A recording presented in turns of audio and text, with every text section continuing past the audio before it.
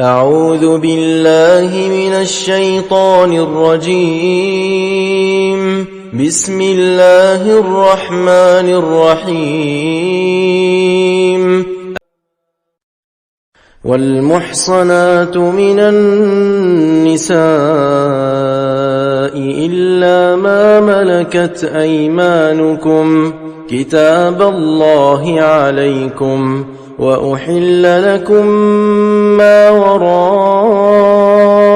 ذلكم أن تبتغوا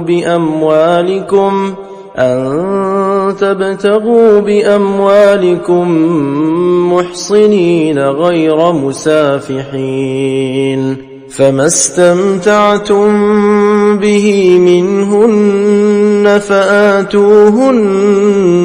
أجورهن فريضة، ولا جناح عليكم فيما تراضيتم به من بعد الفريضة، إن الله كان عليما حكيما. ومن لم يستطع منكم طولا أن ينكح المحصنات المؤمنات فمما ملكت أيمانكم من فتياتكم المؤمنات، والله أعلم بإيمانكم، بعضكم من بعض، فانكحوهن بإذن أهلهن وآتوهن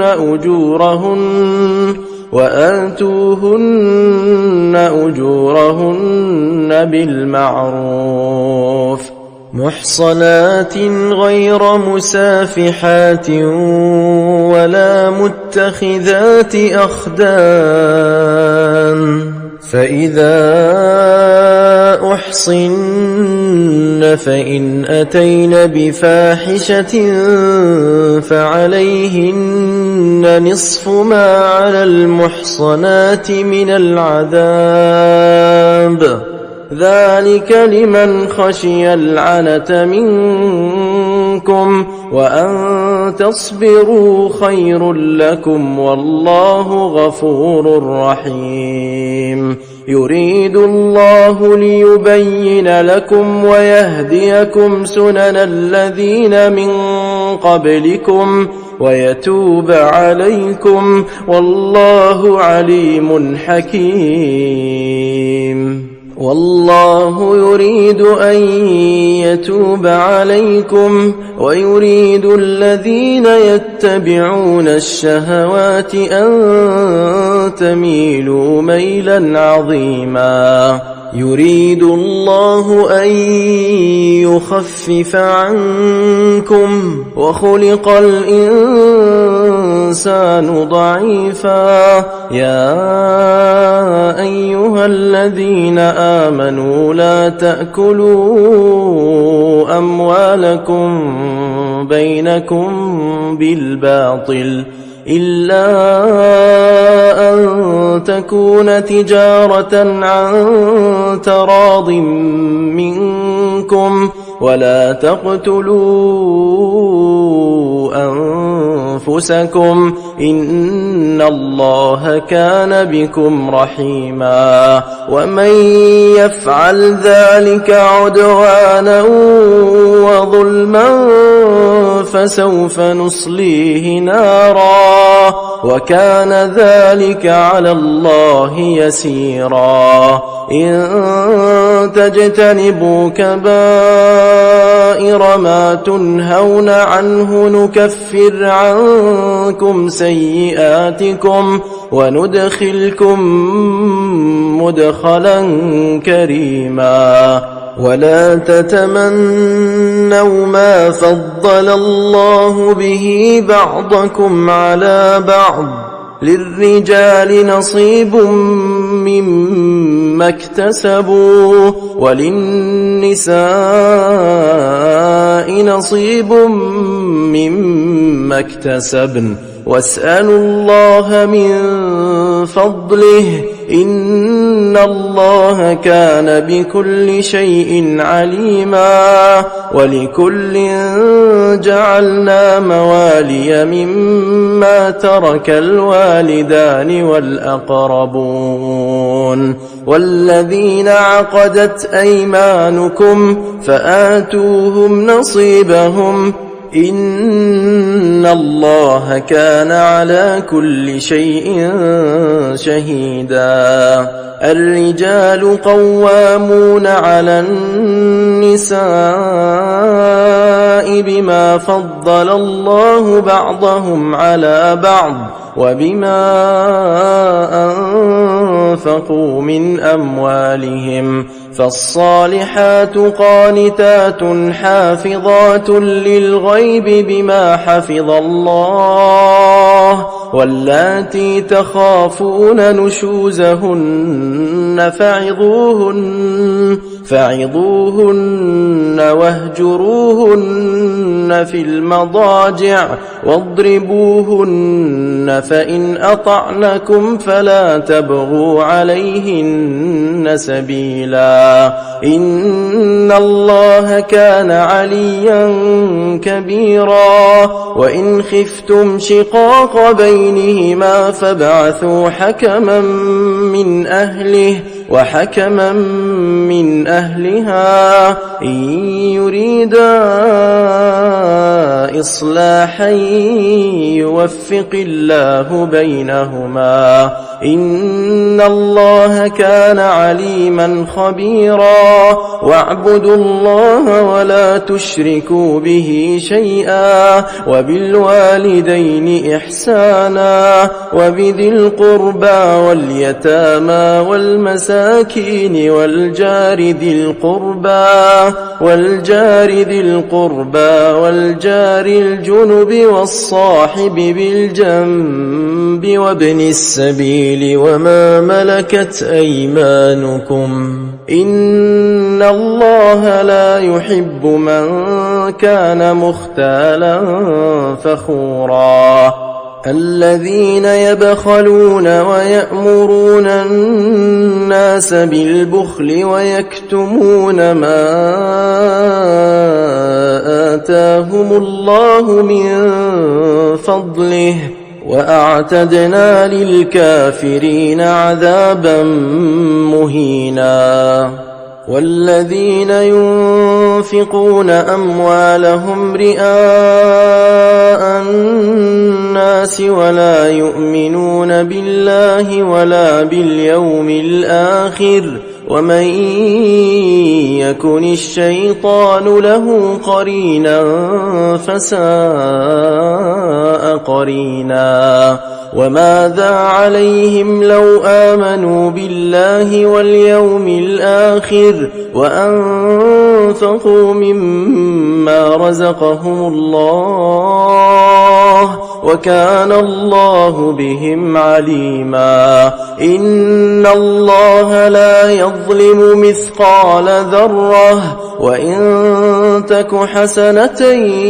يضاعفها ويؤت من لدنه أجرا عظيما فكيف إذا جئنا من كل أمة بشهيد وجئنا بك على هؤلاء شهيدا يومئذ يود الذين كفروا وعصوا الرسول لو تسوى بهم الأرض ولا يكتمون الله حديثا يا أيها الذين آمنوا لا تقربوا الصلاة وأنتم سكارى حتى تعلموا ما تقولون ولا جنبا إلا عابري سبيل حتى تغتسلوا وإن كنتم مرضى أو على سفر أو جاء أحد منكم من الغائط أو لامستم النساء فلم تجدوا ماء فتيمموا صعيدا طيبا فامسحوا بوجوهكم وأيديكم إن الله كان عفوا غفورا ألم تر إلى الذين أوتوا نصيبا من الكتاب يشترون الضلالة ويريدون أن تضلوا السبيل والله أعلم بأعدائكم وكفى بالله وليا وكفى بالله نصيرا من الذين هادوا يحرفون الكلم عن مواضعه ويقولون سمعنا وعصينا واسمع غير مسمع وراعنا ليا بألسنتهم وطعنا في الدين ولو أنهم قالوا سمعنا وأطعنا واسمع وانظرنا لكان خيرا لهم وأقوم ولكن لعنهم الله بكفرهم فلا يؤمنون إلا قليلا يا أيها الذين أوتوا الكتاب آمنوا بما نزلنا مصدقا لما معكم من قبل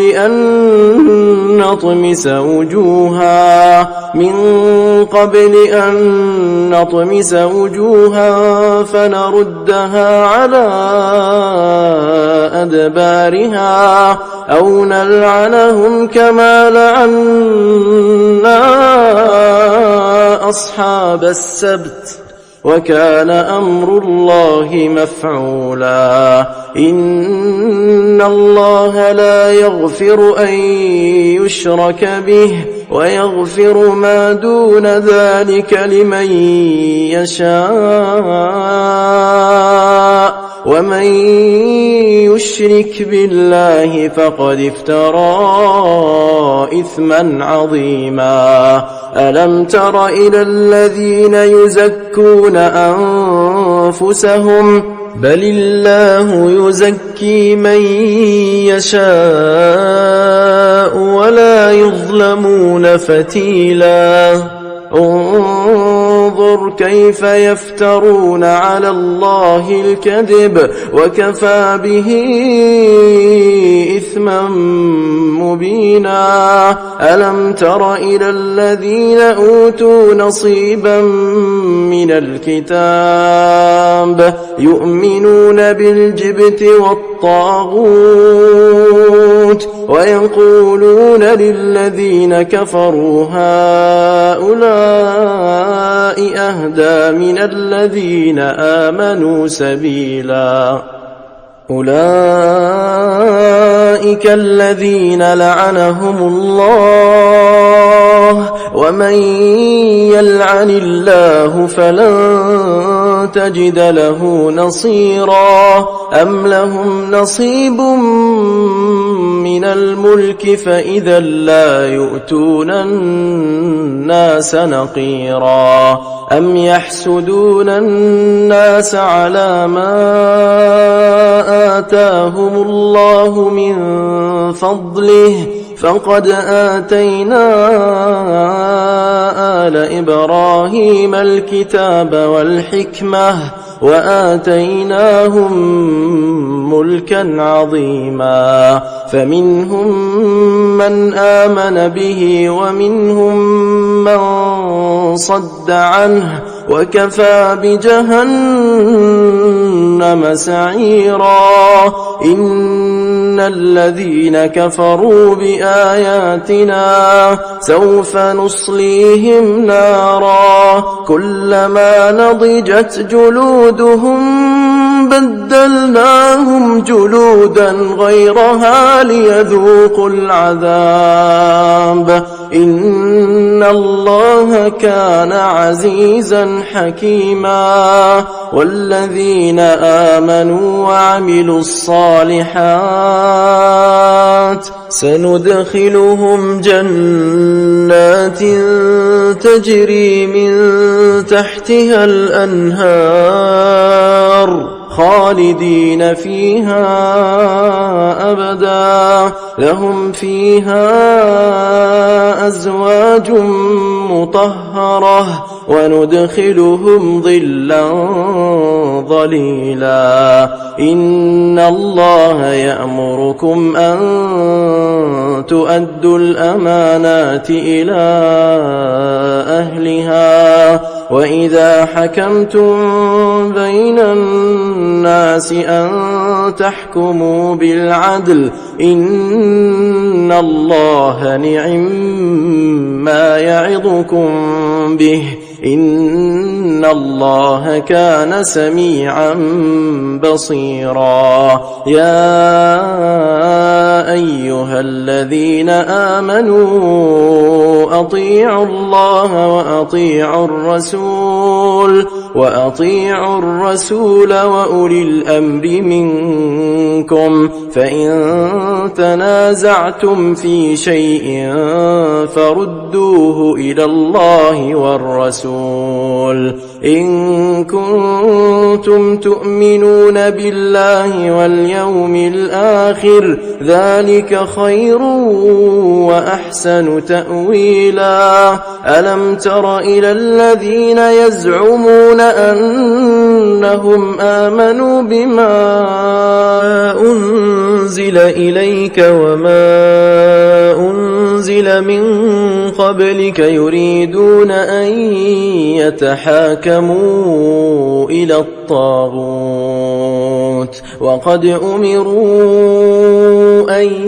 يكفروا به ويريد الشيطان أن يضلهم ضلالا بعيدا وإذا قيل لهم تعالوا إلى ما أنزل الله وإلى الرسول رأيت المنافقين يصدون عنك صدودا فكيف إذا أصابتهم مصيبة بما قدمت أيديهم ثم جاءوك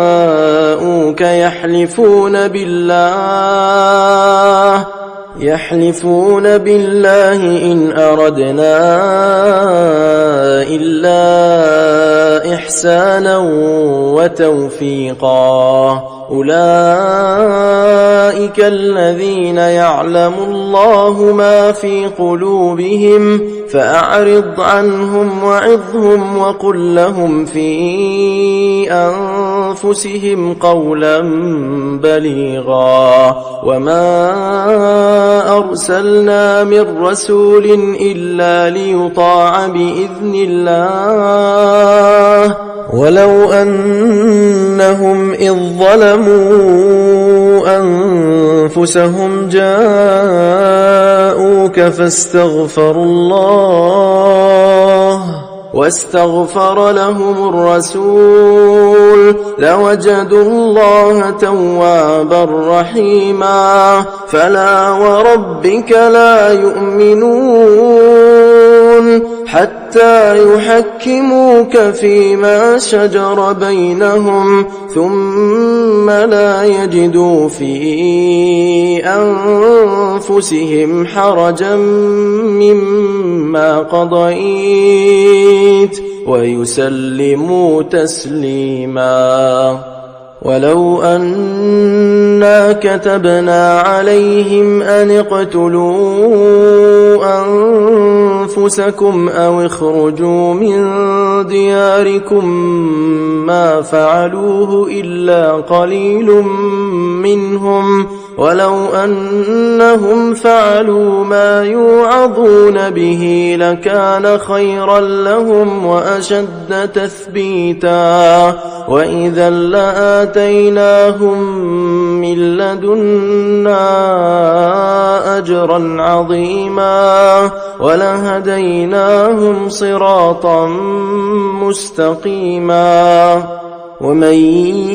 يطع الله والرسول فأولئك مع الذين أنعم الله عليهم من النبيين والصديقين والشهداء والصالحين وحسن أولئك رفيقا ذلك الفضل من الله وكفى بالله عليما يا أيها الذين آمنوا خذوا حذركم فانفروا ثبات أو انفروا جميعا وإن منكم لمن ليبطئن فإن أصابتكم مصيبة قال قد أنعم الله علي إذ لم أكن معهم شهيدا ولئن أصابكم فضل من الله ليقولن كأن لم تكن بينكم وبينه مودة يا ليتني كنت معهم فأفوز فوزا عظيما فليقاتل في سبيل الله الذين يشرون الحياة الدنيا بالآخرة ومن يقاتل في سبيل الله فيقتل أو يغلب فسوف نؤتيه أجرا عظيما وما لكم لا تقاتلون في سبيل الله والمستضعفين من الرجال والنساء والولدان الذين يقولون ربنا أخرجنا من هذه القرية الظالم أهلها واجعل لنا من لدنك وليا واجعل لنا من لدنك نصيرا الذين آمنوا يقاتلون في سبيل الله والذين كفروا يقاتلون في سبيل الطاغوت فقاتلوا أولياء الشيطان إن كيد الشيطان كان ضعيفا ألم تر إلى الذين قيل لهم كفوا أيديكم وأقيموا الصلاة وآتوا الزكاة فلما كتب عليهم القتال إذا فريق منهم يخشون الناس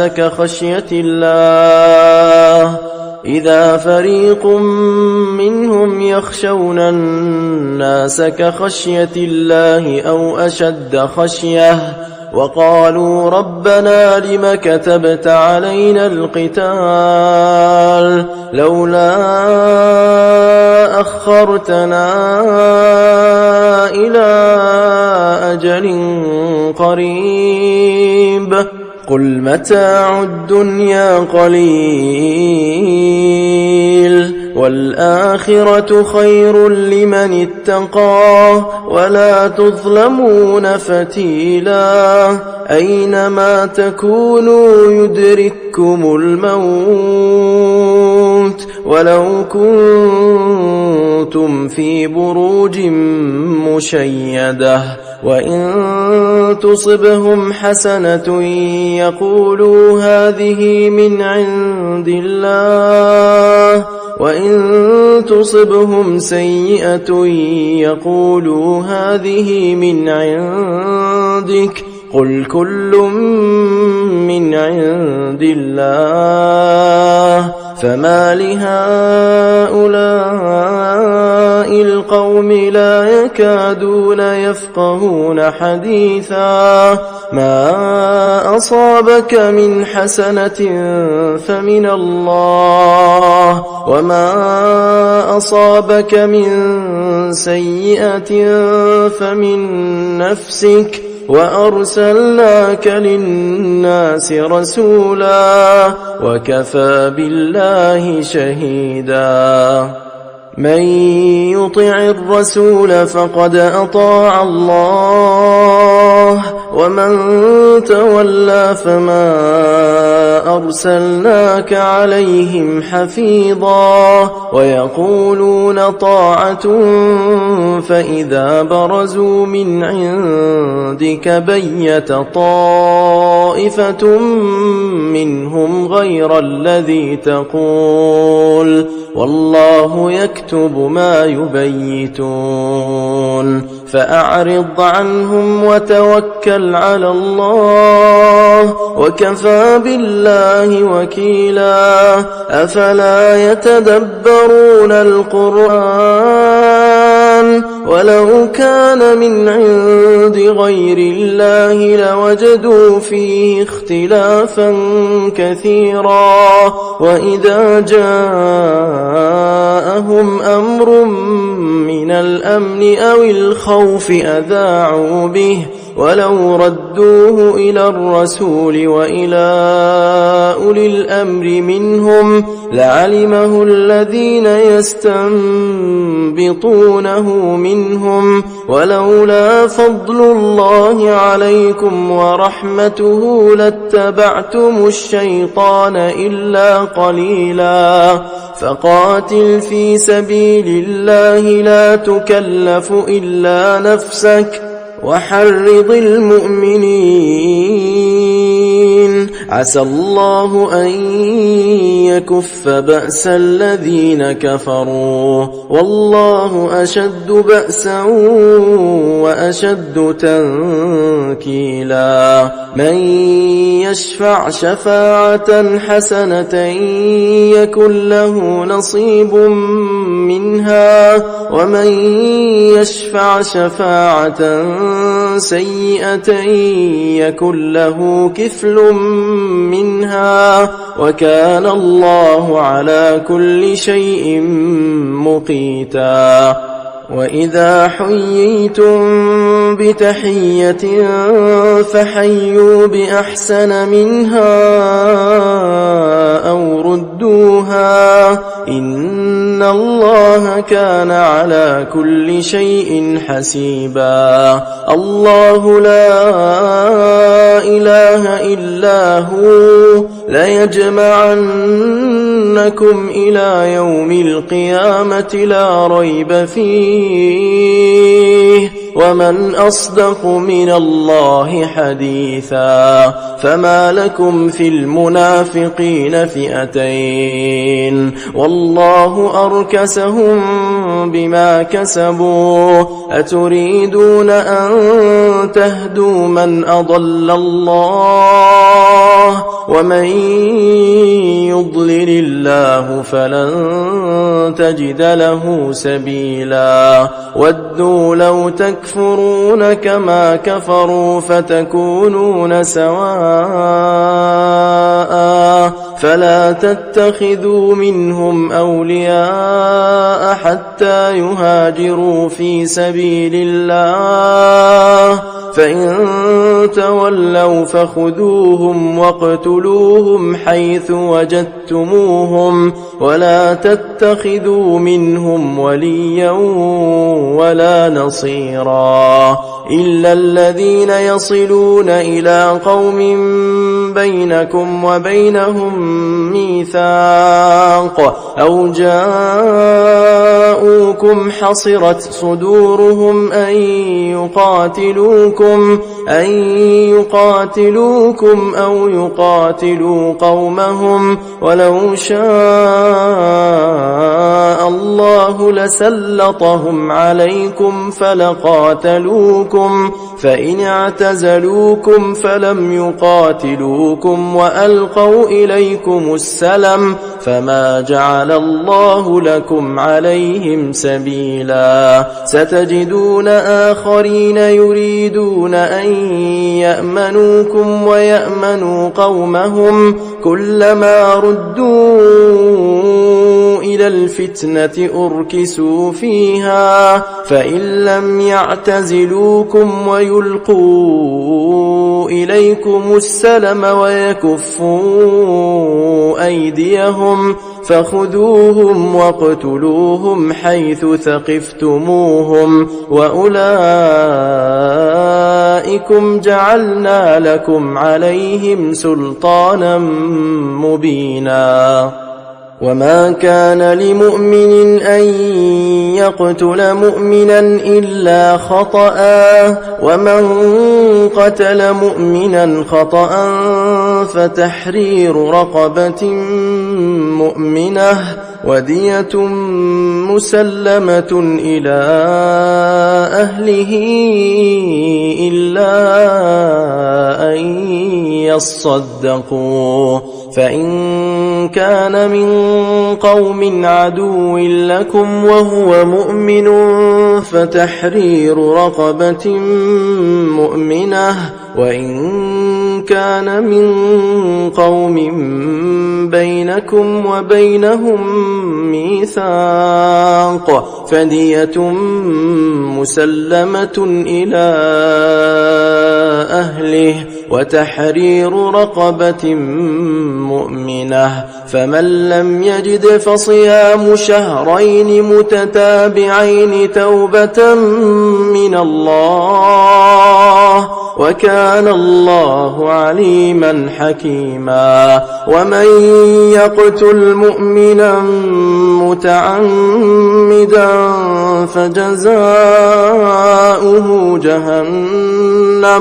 فجزاؤه جهنم خالدا فيها وغضب الله عليه ولعنه وأعد له عذابا عظيما يا أيها الذين آمنوا إذا ضربتم في سبيل الله فتبينوا ولا تقولوا لمن ألقى إليكم السلام لست مؤمنا تبتغون عرض الحياة الدنيا فعند الله مغانم كثيرة كذلك كنتم من قبل فمن الله عليكم فتبينوا إن الله كان بما تعملون خبيرا لا يستوي القاعدون من المؤمنين غير أولي الضرر والمجاهدون في سبيل الله بأموالهم وأنفسهم فضل الله المجاهدين بأموالهم وأنفسهم على القاعدين درجة وكلا وعد الله الحسنى وفضل الله المجاهدين على القاعدين أجرا عظيما درجات منه ومغفرة ورحمة وكان الله غفورا رحيما إن الذين توفاهم الملائكة ظالمي أنفسهم قالوا فيم كنتم قالوا كنا مستضعفين في الأرض قالوا ألم تكن أرض الله واسعة فتهاجروا فيها فأولئك مأواهم جهنم فأولئك مأواهم جهنم وساءت مصيرا إلا المستضعفين من الرجال والنساء والولدان لا يستطيعون حيلة ولا يهتدون سبيلا فأولئك عسى الله أن يعفو عنهم وكان الله عفوا غفورا ومن يهاجر في سبيل الله يجد في الأرض مراغما كثيرا وسعة ومن يخرج من بيته مهاجرا إلى الله ورسوله ثم يدركه الموت فقد وقع أجره على الله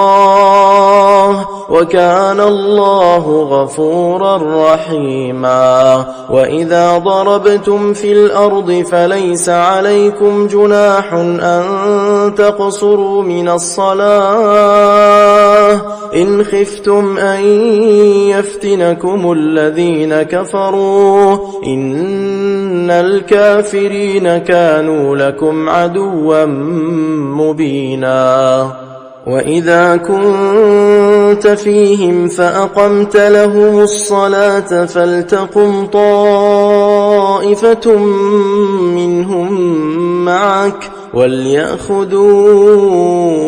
أسلحتهم فإذا سجدوا فليكونوا من ورائكم ولتأت طائفة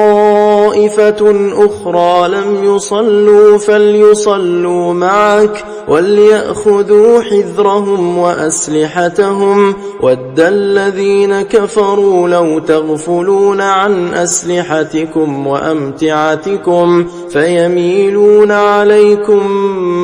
ميلة واحدة ولا جناح عليكم إن كان بكم أذى من مطر أو كنتم مرضى أن تضعوا أسلحتكم وخذوا حذركم إن الله أعد للكافرين عذابا مهينا فإذا قضيتم الصلاة فاذكروا الله قياما وقعودا وعلى جنوبكم فإذا اطمأننتم فأقيموا الصلاة إن الصلاة كانت على المؤمنين كتابا موقوتا ولا تهنوا في ابتغاء القوم إن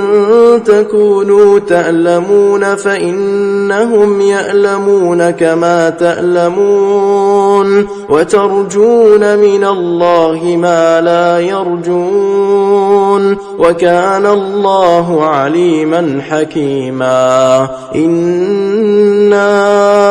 أنزلنا إليك الكتاب بالحق لتحكم بين الناس بما أراك الله ولا تكن للخائنين خصيما واستغفر الله إن الله كان غفورا رحيما ولا تجادل عن الذين يختانون أنفسهم إن الله لا يحب من كان خوانا أثيما يستخفون من الناس ولا يستخفون من الله وهو معهم إذ يبيتون ما لا يرضى من القول وكان الله بما يعملون محيطا ها أنتم هؤلاء جادلتم عنهم في الحياة الدنيا فمن يجادل الله عنهم يوم القيامة أم من يكون عليهم وكيلا ومن يعمل سوءا أو يظلم نفسه ثم يستغفر الله يجد الله غفورا رحيما ومن يكسب إثما فإنما يكسبه على نفسه وكان الله عليما حكيما ومن يكسب خطيئة أو إثما ثم يرم به بريئا فقد احتمل بهتانا وإثما مبينا ولولا فضل الله عليك ورحمته لهمت طائفة منهم أن يضلوك وما يضلون إلا أنفسهم وما يضرونك من شيء وأنزل الله عليك الكتاب والحكمة وعلمك ما لم تكن تعلم وكان فضل الله عليك عظيما لا خير في كثير من نجواهم إلا من أمر بصدقة أو معروف أو إصلاح بين الناس ومن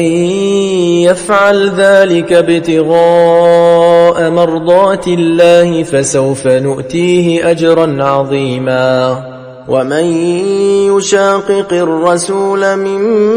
بعد ما تبين له الهدى ويتبع غير سبيل المؤمنين نوله ما تولى ونصله جهنم وساءت مصيرا إن الله لا يغفر أن يشرك به ويغفر ما دون ذلك لمن يشاء ومن يشرك بالله فقد ضل ضلالا بعيدا إن يدعون من دونه إلا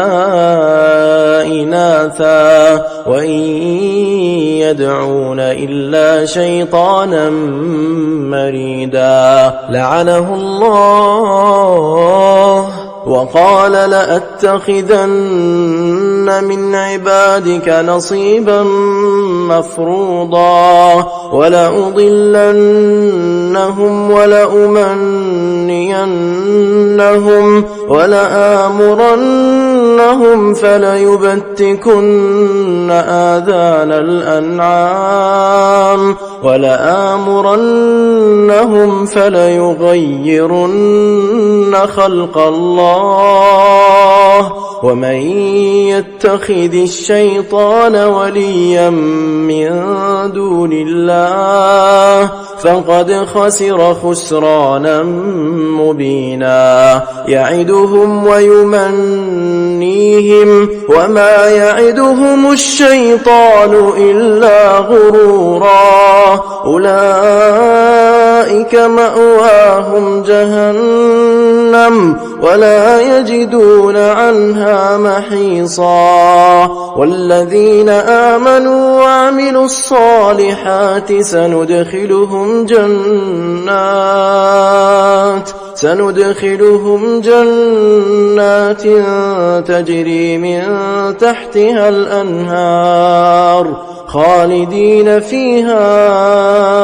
أبدا وعد الله حقا ومن أصدق من الله قيلا ليس بأمانيكم ولا أماني أهل الكتاب من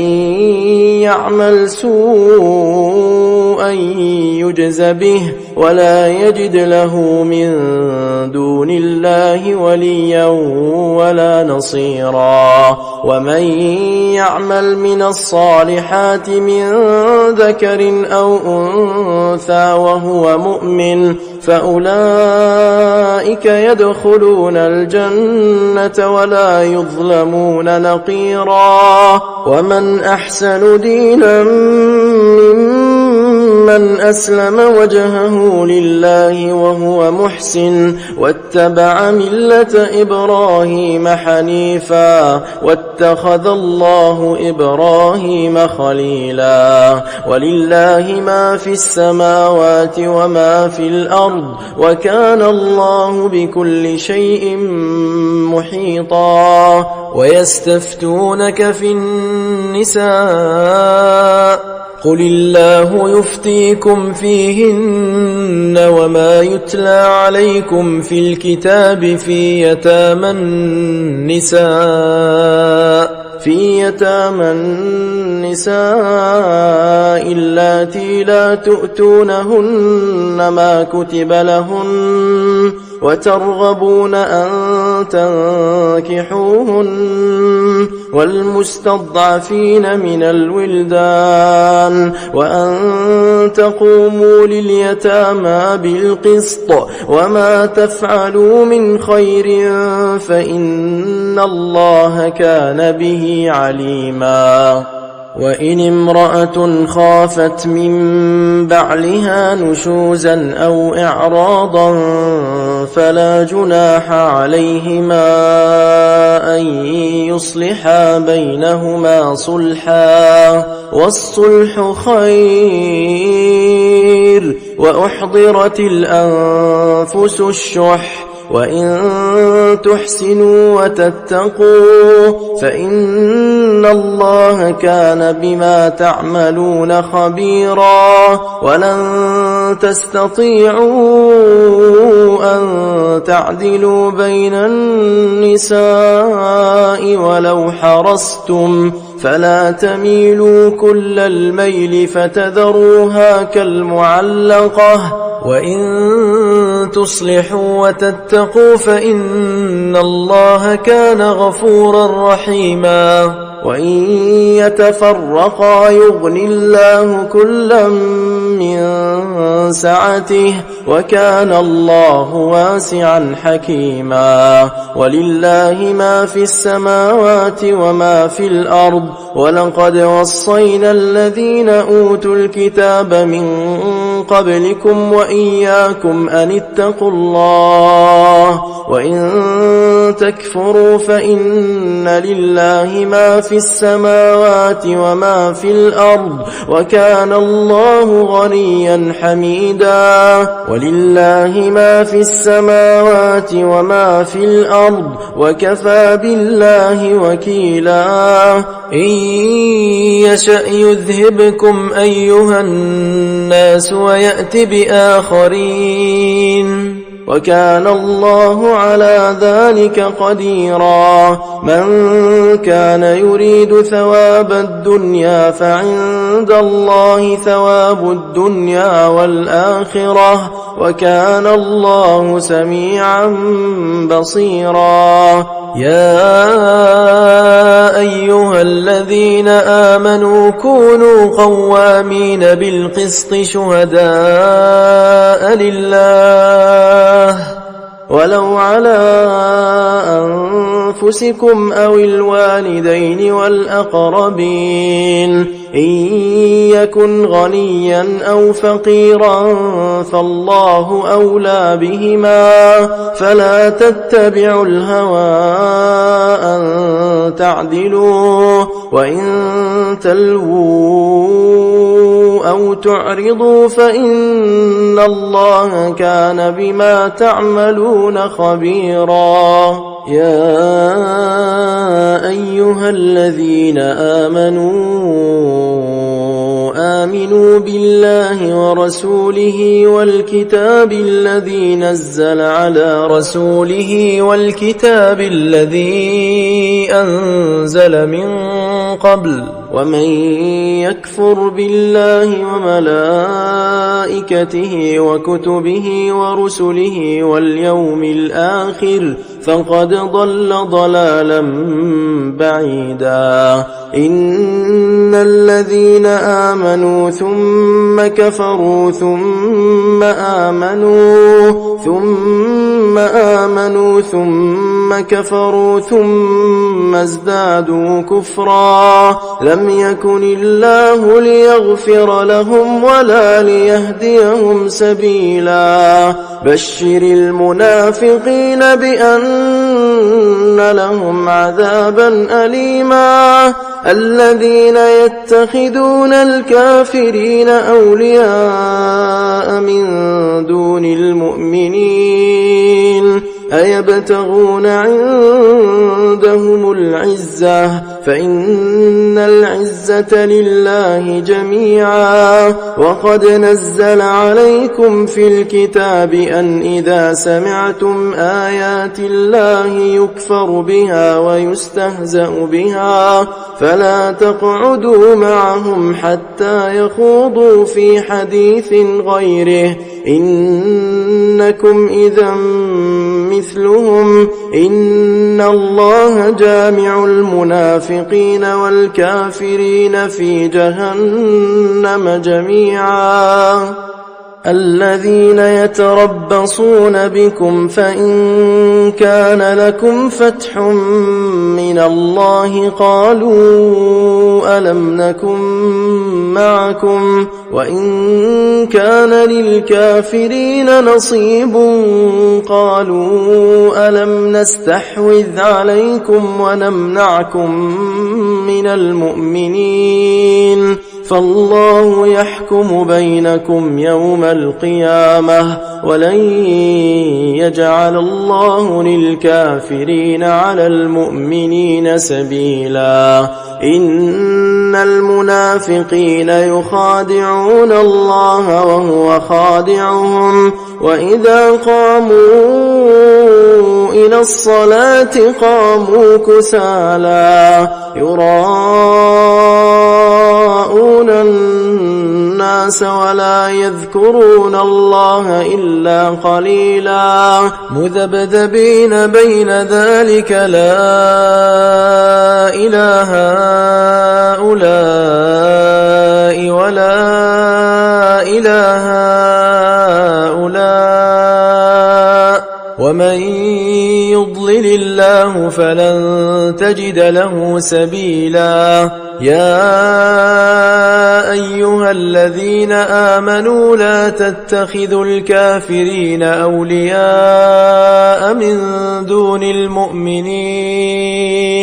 أتريدون أن تجعلوا لله عليكم سلطانا مبينا إن المنافقين في الدرك الأسفل من النار ولن تجد لهم نصيرا إلا الذين تابوا وأصلحوا واعتصموا بالله وأخلصوا دينهم لله فأولئك مع المؤمنين وسوف يؤتي الله المؤمنين أجرا عظيما ما يفعل الله بعذابكم إن شكرتم وآمنتم وكان الله شاكرا عليما